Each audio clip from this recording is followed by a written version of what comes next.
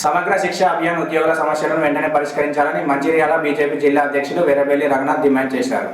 Karimnagar collectorate వద్ద గత 11 రోజులుగా నిరవధిక సమ్మె చేస్తున్న సమగ్ర శిక్ష అభియాన్ ఉద్యోగులకు శుక్రవారం రోజున రఘునాథ్ సంఘీభావం ప్రకటించి సమ్మె దీక్ష శిబిరంలో పాల్గొని రాష్ట్ర ప్రభుత్వం తీరుపై మండిపడ్డారు. సమగ్ర శిక్షణ అభియాన్లో కాంట్రాక్ట్ పద్ధతిపై విధులు నిర్వహిస్తున్న వేలాది మంది కార్మికులు గత కొద్ది రోజులుగా రాష్ట్ర వ్యాప్తంగా నిరవధిక సమ్మె చేస్తున్న రాష్ట్ర ప్రభుత్వానికి చీమ కుట్టినట్టుగా లేదన్నారు. సమగ్ర శిక్షణ అభియాన్ ఉద్యోగులు కాంట్రాక్ట్ పద్ధతిన దాదాపు 20 ఏళ్లుగా పనిచేస్తున్నారని, వీరికి కనీస వేతనాలను అమలు చేయడం లేదని వాపోయారు. హెల్త్ కార్డులకు నోచుకోలేదని, ఉద్యోగులు చనిపోతే కనీసం ఆర్థిక సాయం కూడా అందడం లేదని ఆవేదన వ్యక్తం చేశారు. ఈ కార్యక్రమంలో బీజేపీ జిల్లా ప్రధాన కార్యదర్శి తాళ్లపల్లి శ్రీనివాస్ గౌడ్, ఉపాధ్యక్షులు ఎర్రబెల్లి సంపత్రావు తదితరులు పాల్గొన్నారు. తాగుతూ మీ సమస్యలను పరిష్కరిస్తా అని ముఖ్యమంత్రి గారు హామీ ఇవ్వడం జరిగింది.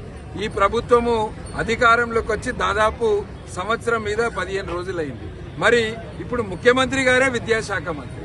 ఇవాళ సమగ్ర శిక్ష అభియానికి చెందిన ఉద్యోగస్తులు వాళ్ళు అడిగే డిమాండ్లను ఇప్పటి వరకు 11 రోజుల నుంచి చేస్తుంటే కనీసము వాళ్ళని ఇప్పటి వరకు చర్చలకు విలువలే ఉండాలి. రిటైర్డ్ ఉద్యోగస్తులకు కూడా బెనిఫిట్స్ ఉండాలి. వీళ్ళ పోరాటం న్యాయమైన పోరాటము.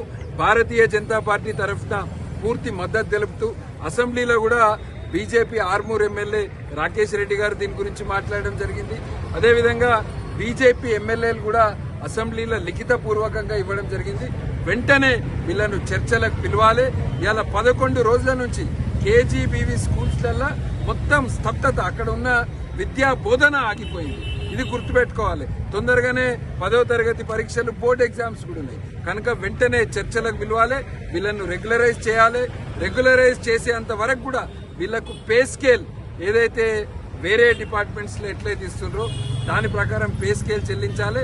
వీళ్ళకి ఆరోగ్య భద్రత కలిగించాలని మేము భారతీయ జనతా పార్టీ తరఫున డిమాండ్ చేస్తున్నాము. పూర్తిగా మద్దతు తెలుపుతాము.